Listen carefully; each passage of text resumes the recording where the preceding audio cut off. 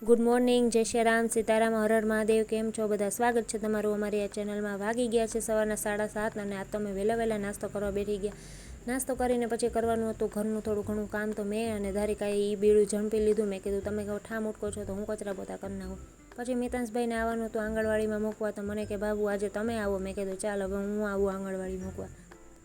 પછી કરવાનો હતો કબાટ સાફ, તો પછી એક બ્રિજેશના બધા કપડાં મેં ઇસ્ત્રી કરી નાખ્યા. એટલે ઇસ્ત્રી કરી રહીને ત્યાં બપોર થઈ ગઈ અને પછી જમવાનો ટાઈમ થઈ ગયો, તો મેં કીધું ચાલો જમી લઈએ અને પછી બીજું કામ કરીશું, બીજાના કપડાં બાકી છે.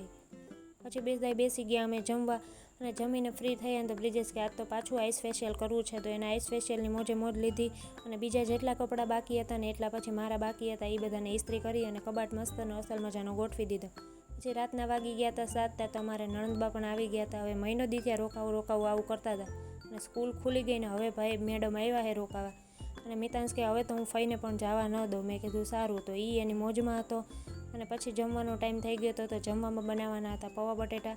એક બાજુ પૌવા પલાળી દીધા છે ને આ બાજુ બટેટા પણ વઘારી નાખ્યા છે. તો મેં કીધું ચાલો પછી ફટાફટ વઘારીને અમે બધા બેસી ગયા જમવા. તો મિતાંશભાઈ કે મારે નથી જમવું. તો એ તો ફઈ આરે મસ્તી કરતો હતો અને બધા બેસી ગયા જમવાનું. બ્રિજેશે નાખી થોડી મીઠી ચટણી અને તીખી ચટણી, એને એવા ચટણીવાળા ભાવે, અને પાછળ નાખી સેવ.